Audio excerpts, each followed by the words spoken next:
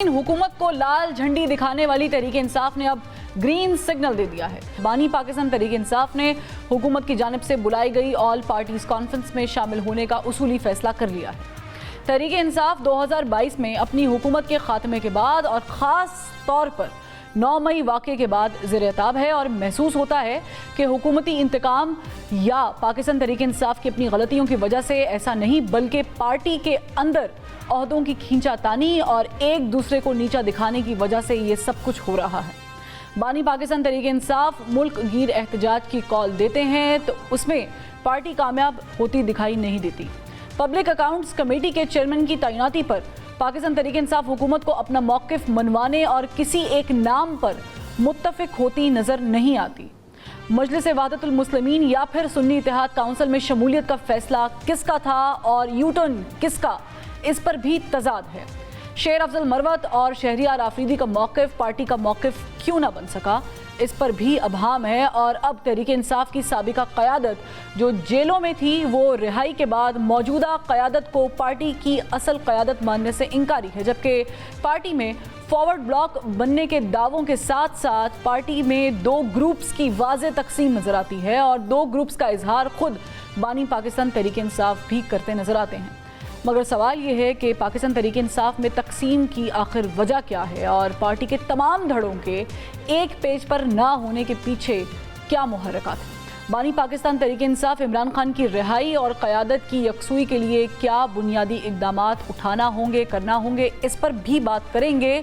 मगर डॉक्टर साहब, आज आपकी मुलाकात हुई है खान साहब से, तो कैसे हैं खान साहब, पहले तो ये बता दें और क्या क्या डिस्कस किया आपने? पहला तो ये है कि वो पहले से ज़्यादा पुरजोश, पुरज़्म और नौजवान नज़र आए, सेहतमंद। अच्छा। उनके लिए वो visa global one of the great stars of the athleticism, इसलिए उनकी जो एथलेटिक्स है उनके ऊपर और उनकी जो हेल्थ है उनके ऊपर अल्लाह ताला का बहुत ख़ास करम है। अभी दूसरा ये था कि आज की जो मुलाकात थी उसमें 3 इम्पॉर्टेंट फैसले भी हुए। सबसे पहला फैसला ये हुआ कि पाकिस्तान को फौरी तौर पे नए इंतखाबात की ज़रूरत है। अच्छा। और जो नए इंतखाबात हैं उनके बगैर किसी तरीके से भी एक एम्पावर्ड गवर्नमेंट और पब्लिक रिप्रेजेंटेटिव गवर्नमेंट जब तक नहीं आएगी पाकिस्तान के हालात दुरुस्त नहीं हो सकते।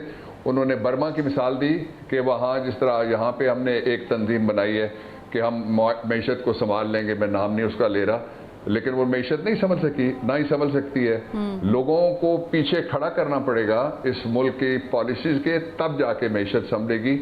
दूसरा ये है कि जो उन्होंने कहा कि ये एलीट कैप्चर का बजट आया है, बजट के बारे में उन्होंने कहा, और एलीट कैप्चर का जो बजट है उसके ज़रिए से एलीट को सारी नवाज़ें, उनको सारी रियायतें, उनको सारी टैक्स एग्जेम्पशन। और मैं कहने लगा हूँ कि पाकिस्तान एक तरह से अब हमने पाक टैक्सिस्तान बना दिया है कि ऐसा मुल्क जिसमें सिर्फ टैक्स ही लगते हैं, लोगों के लिए कोई रिलीफ नहीं है।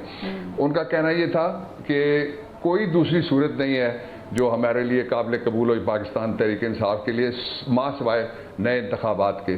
दूसरी बात जो उन्होंने की इम्पॉर्टेंट, वो ये थी कि वो जेल के अंदर उनके साथ जंगी कैदियों जैसा सलूक किया जा रहा है। एक तन्हाई, इतनी तन्हाई तो पता नहीं कोई जो पकड़ा हुआ है हमने, उनका नेवल ऑफिसर, उसको भी है या नहीं है। तो इसके बावजूद वो कहते हैं मैं कोई रियायत मांगने के लिए तैयार नहीं हूँ, लेकिन अगर मेरे साथ ये मावराए आइन जो सलूक हो रहा है और मावराए आइन जो लोग बैठे हुए हैं अंदर आके, वो ना हटे तो मैं फिर हंगर स्ट्राइक का फैसला करूंगा। इस पर कुछ इब्तदाई बात भी उन्होंने की और उन्होंने कहा कि ये फैसला करके फिर मैं पूरी पार्टी और पूरी कौम के सामने रखूंगा।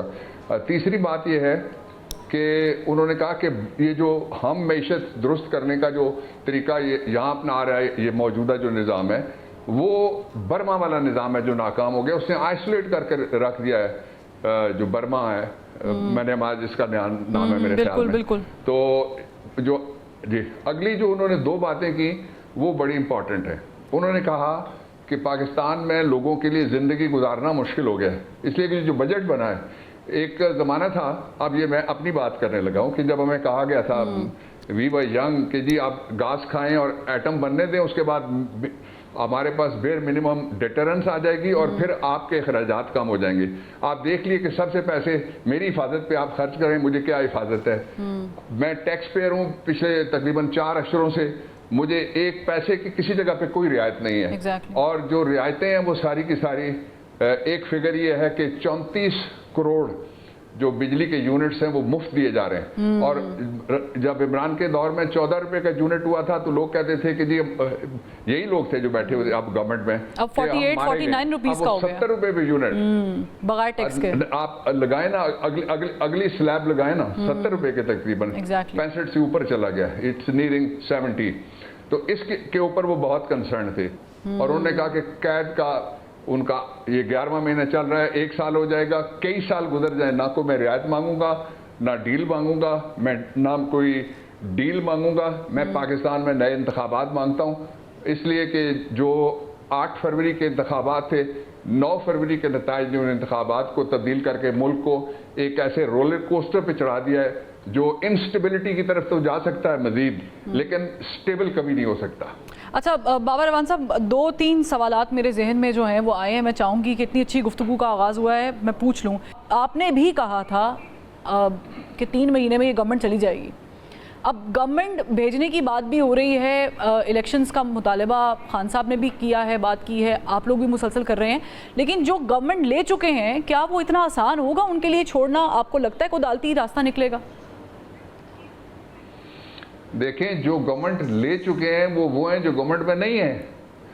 जो गवर्नमेंट में है उनके पास क्या इख्तियार है? शहबाज शरीफ ने खुद तस्लीम किया है कि ये बजट मैंने बनवाया है IMF से, नंबर 1। दूसरा, उसने तस्लीम किया है कि हमने नाक रगड़ी है। तीसरा, उसने तस्लीम किया कि हमने मिन्नतें की हैं। ये दुनिया में कोई, इसको आप फिजिकल सॉवरेंटी, बाकी सॉवरेंटी के बाद में मैं करता हूँ कि जो मुआशी सॉवरेंटी है, आपने एक कमर्शियल बैंक है अमेरिकन स्पॉन्सर्ड जिसका नाम है इंटरनेशनल मॉनेटरी फंड, आपने उसके पास गिरवी नहीं रखी, उसके हवाले कर दी है। वो कहता है बैंक जब बजट बनाने के बाद रात को बैंक से आप ये बात करता है, ये इसलिए कि ये गैर नुमाइंदा हुकूमत है। मैं आपको एक वाकया सुना दूं छोटा सा। मेरे पास कोई एक बड़े महकमे का एक बाअसर आदमी या बड़ा आदमी आया, वो किसी केस के सिलसिले में, फैमिली मैटर था उसके सिलसिले में आया, तो उसने कहा कि आप इस गवर्नमेंट से क्यों गिला करते हैं?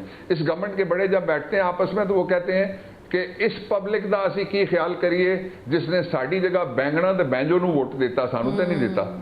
और एक ऐसी पार्टी को वोट दिया, ये बदला हुआ पाकिस्तान है, लोगों को पता नहीं क्यों नहीं समझ आ रही। देखिए, जो सबसे बड़ी बात की आज इमरान खान ने, वो मैं आपके सुनने वालों के सामने रखता हूँ आपके जरिए से, वो ये बात की है, उन्होंने कहा कि आर्टिकल 25 जो है उसके ऊपर अमल दरामद किया जाए। आर्टिकल 25 ये कहता है, ये कोट अनकोट, कि similarly placed people can not be treated differently, यानी एक हालात में जो मुब्तला लोग हैं या मौजूद लोग हैं उनके साथ मुख्तलिफ सलूक नहीं किया जा सकता।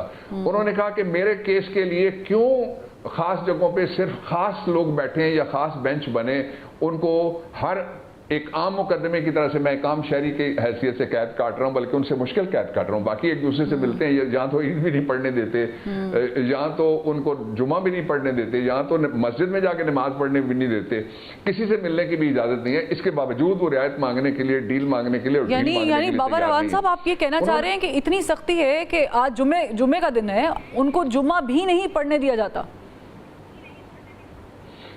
आप देखिए कि जो रसूलुल्लाह सल्लल्लाहु अलैहि वसल्लम ने सऊदी अरब में ताइफ के पास एक जगह थी, उकाज मेला होता था, तो उसके हवाले से एक दफ़ा गुफ्तगू फरमाते हुए आपने इरशाद फरमाया था, जो उसका मतलब ये है कि जो मज़हब है उसके अंदर जो ईदें हैं वो एक इज्तिमाई खुशी का दिन और इज्तिमाई इबादत का दिन और एक इज्तिमाई जो जिस्मानी नहीं रूहानी रियाजत है उसका दिन होता है। वो ईद ही नहीं पढ़ने दी, ना उनको पढ़ने दी, ना शाह महमूद को पढ़ने दी थी। आपने देखा नहीं कि आपका एक पीर लाहौर का जो उसका नाम भी कामरान रियाज खान है, उसको हज पे जाने से, हज जो है वो फराइज में से है, हुदूदुल्लाह में से है, और वो रोका गया, आपके सामने है, नहीं जाने दिया गया। इन्होंने जो वोट दिया उसको चोरी करने के बाद आप कहें कि आपके घर में चोर आ गया, चूंकि उसने सामान लूट लिया, सामान के ऊपर वो बैठा हुआ, उसके हाथ में पिस्तौल भी, इसलिए आप उससे मुज़ाकरात करें। ये तमाशा है, ये तो मुज़ाकरात नहीं, ये मजाक वाली रात है। अच्छा, अभी क्या क्या सख्तियां हैं बानी पाकिस्तान तहरीक इंसाफ इमरान खान साहब पे जेल में? और आपने डील का जिक्र किया, डॉक्टर साहब ये भी क्लियर कर दें कि अगर खान साहब डील नहीं करते, जैसे कि आपने फरमाया कि उनका स्पिरिट भी हाई है और वो पहले से ज़्यादा बेहतर लग रहे हैं, تو پھر کوئی اور راستہ موجود ہے اس سچویشن میں باہر نکلنے کا؟ دیکھیں جی، باہر نکلنے کا زیادہ دیر تو ان کو اب اندر نہیں رکھا جا سکتا. اس کے میں آپ کے سامنے 3 ڈینومینیٹرز، یعنی ایک تو ہوتا ہے نا کوئی وش لسٹ اپنی پیش کرے. خواہش تو پوری قوم کی ہے کہ وہ آج آدھی رات سے پہلے گھر آ جائیں، لیکن وش لسٹ کے علاوہ میں آپ کے سامنے 3 ڈینومینیٹر رکھتا ہوں.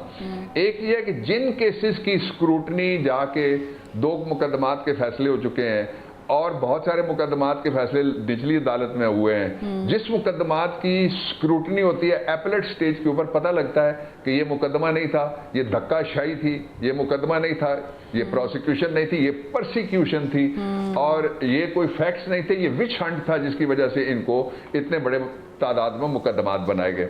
اب ایک اس کا پہلو یہ ہو گیا، اس لیے ان کو ان مقدمات میں زیادہ دن نہیں رکھا جا سکتا. میرے نزدیک تو یہ جس طرح سے مقدمات ڈھونڈ رہے ہیں، اگر وہ نہ ہوں، عدالتیں اس بات کا نوٹس لیں، اور لینا چاہیے لازماً